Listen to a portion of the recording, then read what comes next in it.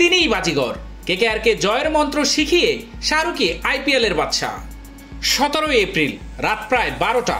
কিছুক্ষণ আগেই আইপিএল এর ইতিহাসে সবচেয়ে লজ্জার হার হেরেছে তার দল।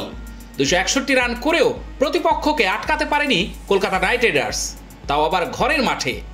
দলের ক্রিকেটাররা হতাশ, মাঠের মধ্যে ছড়িয়ে ছিটিয়ে দাঁড়িয়েছে তারা। হঠাৎ তিনি এলেন, নিজের দলের ক্রিকেটারদের সঙ্গে কথা বললেন না, আগে গিয়ে জড়িয়ে ধরলেন বিপক্ষ দলের ব্যাটার জস বাটলারকে, যার 17 রানে হেরেছে তারই দল। তারপর একে একে সবার সঙ্গে কথা, মাঠে তারপরে সাজঘরে।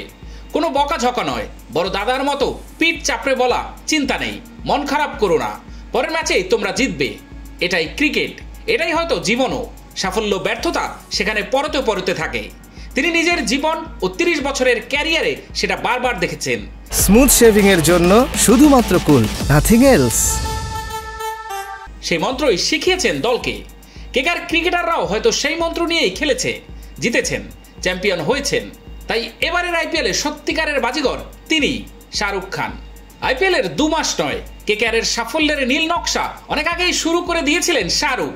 মেন্টর করে নিয়ে এসেছেন গৌতম গম্ভীরকে। শাহরুখ জানতেন চন্দ্রকান্ত পণ্ডিত ঘরোয়া ক্রিকেটে যত বড় কোচই হোক না কেন, আন্তর্জাতিক ক্রিকেটারদের সামলাতে আন্তর্জাতিক তারকা দরকার। আর সেই কাজের জন্য গম্ভীরের থেকে ভালো কেউ নেই। যে দলকে অধিনায়ক হিসেবে 2বার চ্যাম্পিয়ন করেছেন, মেন্টর হিসেবেও সেই দলকে চ্যাম্পিয়ন করতে গম্ভীর যে জান লড়িয়ে দেবেন তা জানতেন শাহরুখ। গম্ভীরকে আনার নৈপথ্যে আরো একটি কারণ কাজ করছিল। গত কয়েক বছরে বারবার প্লে অফে না উঠতে পারা কেকেআর থেকে কিছুটা হলেও মুখ ফিরিয়ে নিচ্ছিলেন সমর্থকেরা। গম্ভীর আশায় ফেরেন সেই সমর্থকেরাও। চলতি আইপিএলে ঘরের মাঠে কেকেআর যে সমর্থন পেয়েছে তারই প্রমাণ।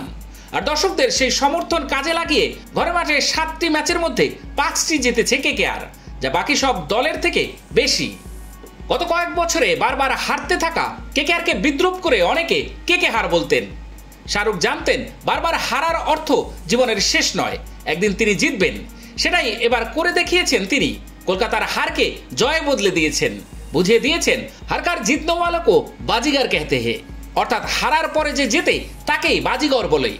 এবারের আইপিএলে তিনিই বাজিগর। পাঠান জাওয়ানের মতো ছবির হাত ধরে প্রত্যাবর্তন করা বলিউডের বাদশা বুঝিয়ে দিয়েছেন এভাবেও ফিরে আসা যায়। 10 বছর পর আইপিএলে শাহরুখের উদযাপন।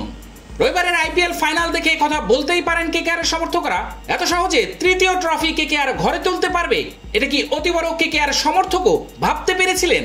আইপিএল এর অন্যতম সেরা আগ্রাসী দল ফাইনালের প্রতিপক্ষ। সেই দলে রয়েছেন Abhishek Sharma, Travis Head, Heinrich Klaasen, Pat কামিন্সের মতো ক্রিকেটার। তাদের বিরুদ্ধে একটু লড়াই হবে না? শেষ বল বা অন্তত শেষ ওভার পর্যন্ত ম্যাচ গড়াবে না?